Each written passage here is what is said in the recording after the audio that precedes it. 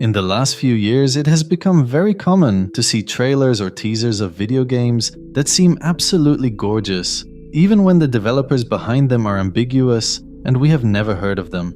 However, in the horror genre, this phenomenon is much more usual, and pretty much every week we see some video of a supposed new game that we barely know anything about the people making it, or if it will ever come out or not. In most cases, viewers tend to be cautious after watching and refrain from making a final judgment until more information comes out.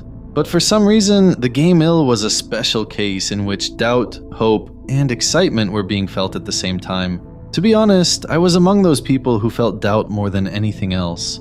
And I was very outspoken about my suspicions toward this game, which reached a point where I dismissed its whole existence. But little did I know, I was proven wrong in a rare plot twist that I didn't see coming, because this is literally one of the few games that I actually was convinced was never going to see the light. So now that we officially have more information and know for a fact that it's coming, I'm going to explain what this game is potentially about and what we can expect from it based on the hints and clues we have from the trailers. Without further ado, let's start.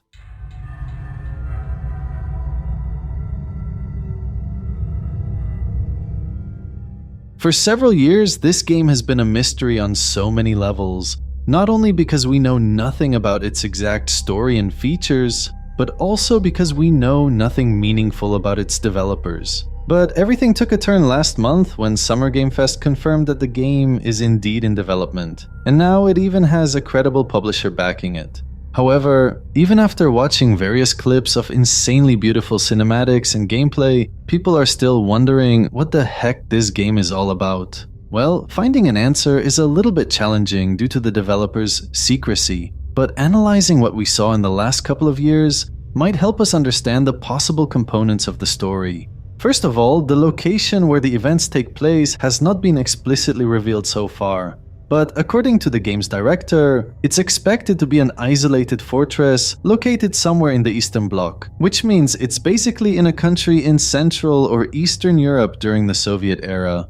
This is very intriguing because it also means that the timeline can be in the 20th century. And as I said in previous videos, horror games that take place in the past are always uniquely scary by default. According to some reports, the main setting is probably a military fort and a research facility that has been abandoned or overtaken by a sinister plague.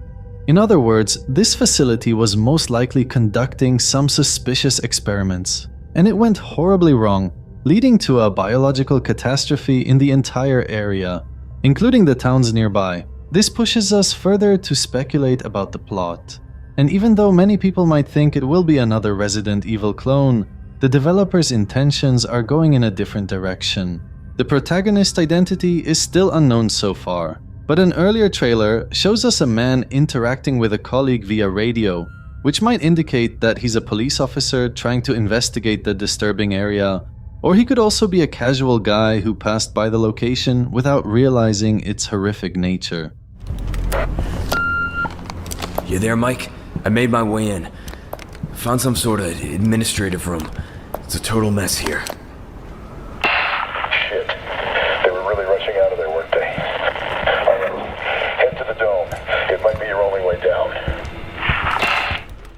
For example, in a previous trailer, we can see a man driving his car at night in a seemingly wooded area, but then his car's radio was mysteriously interrupted before hitting a creepy creature that resembled a normal human. Jesus! I say normal human because if you focus on his reaction before the accident, you'll notice that he made a gesture for the driver to stop, as if he's asking for help. This is crucial for you to understand the general concept of the game, because the creatures you're encountering are not zombies or traditional monsters, but rather humans who are suffering from biological anomalies, hence the name ill. This is actually why I'm exceptionally excited about this game, because the enemies are much more complex than being undead or brainless. They are mutants, but their mutations vary from one to another, resulting in so many types of creatures that range from smart, conscious individuals with human-like reflexes all the way to crazy, bloodthirsty beasts. The closest comparison I see is with the lunatics in the Wrong Turn movies, and I really believe the game has some inspiration from there.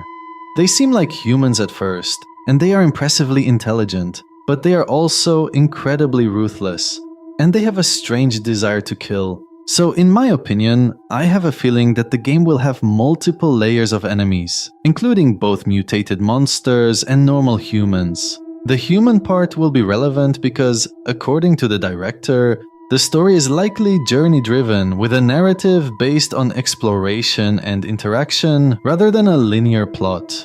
He also stated that there will be some sci-fi elements, which possibly means that the people behind the biological experiments will be an adversary in the game too.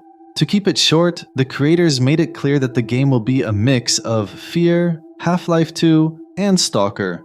And if you know these games very well, you'll realize that we're up for a serious treat.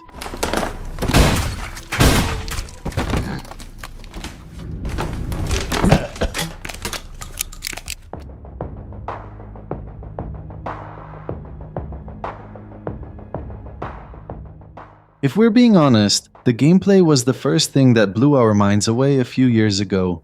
Specifically the realistic animations of both the enemies and the gunshots themselves. And by the way, in this scene we can obviously see that some enemies are also cannibals who might prey on certain humans mainly for eating purposes. And who knows, maybe they eat each other too.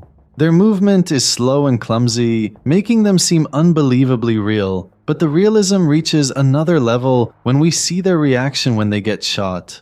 Besides the insane physics, I love how the other one shortly watches his buddy falling down, proving once again that they're more conscious than we think. I also admire how the enemy is smart enough to pick up random stuff in the environment and use it against you in a very natural style, as if he's a human desperate to defeat you. When it comes to weapons, my theory about the timeline seems to stand because all the firearms in the trailers are from the 20th century. The creators didn't reveal this, but I can still give you some hints.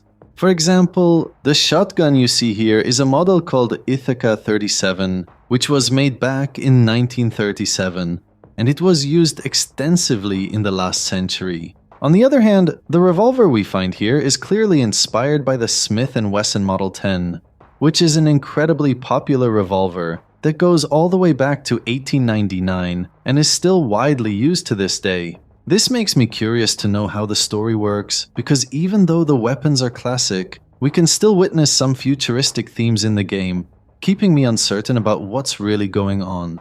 With that said, the visceral, physics-based combat reigns supreme in this game because the focus on dismemberment is so freaking stunning that I can't even resist watching it again and again. The idea of a mutated monster trying to grab a weapon and then you shoot his hand to stop him is something straight out of a movie, and it only keeps getting better with every enemy. Besides firearms, melee weapons are present here, and apparently they will be useful in various ways, such as breaking door locks and maybe even distraction, but other solutions are also available, including kicking creepy baby mutants with your feet.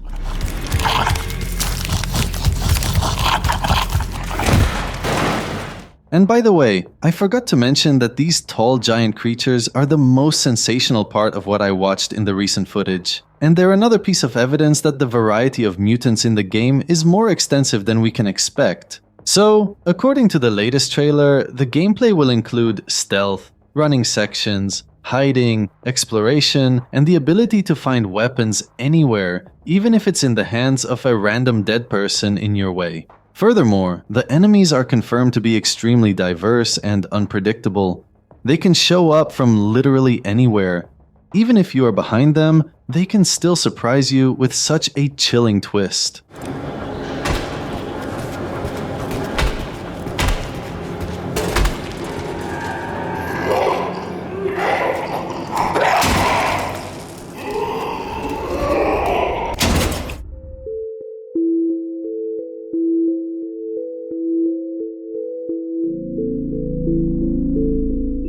Last year, I posted a harsh video against AL, and I made it crystal clear that I don't believe it's a real game even in my wildest dreams, and this was mostly due to the random footage that was released by the developers. The anonymity of developers also played a huge role in keeping us skeptical about the validity of their claims, especially since they didn't showcase any experience in making such games before. However, despite my huge doubt at that time, I still admitted that the people behind this are very talented when it comes to cinematics, physics, and 3D animations. The only aspect that I thought was missing was their ability to actually develop a functional game that can match their talent seen in this footage. What I also criticized is the absence of a reliable publisher who can fund and sponsor this game financially, because we all know that Patreon donations are definitely not something you can rely on for such projects. Well, last month, all of my suspicions were basically refuted when the mysterious publisher finally came out from the shadows and revealed itself.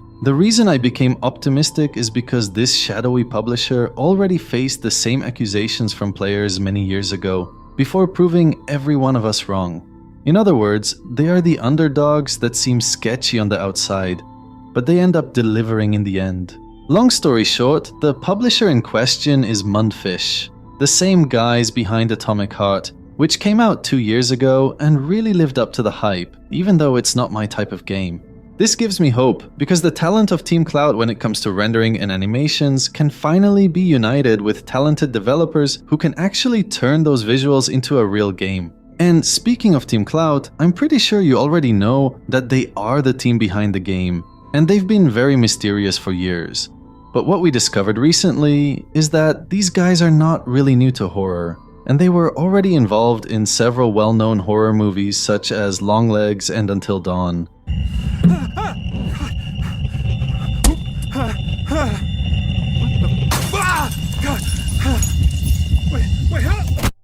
This is why I felt the movie vibes in the game. And it also confirms that the meticulous details in the enemy's behavior are all intentional and based on actual vision from someone who's an expert in this specific field. The latest information from the creators mentions inspiration from classic horror movies, and The Thing is seemingly among these movies. This makes me wonder if some creatures will have the ability to mimic and clone human appearances in order to gain your trust. But that's not all. Because the director got me even more excited when he said that Silent Hill is also among the sources of inspiration, especially when it comes to the environment and the world. He mentioned that experiences like Silent Hill include a world that feels alive and dangerous, where the horror isn't just visual but systemic. According to him, they want to replicate this idea in their game, and their plan is to make you feel that the game's world is real and normal, but gradually begins to unsettle you by becoming increasingly nightmarish as you progress.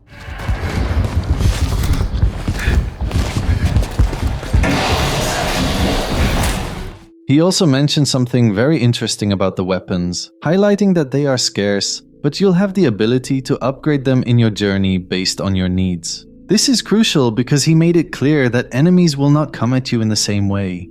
Sometimes they come individually, sometimes in a small group, and there are moments when you fight waves of monsters simultaneously. So for the first time in years, the developers have actually come out into the light to give us an idea of what they're really working on and what type of experience we should anticipate.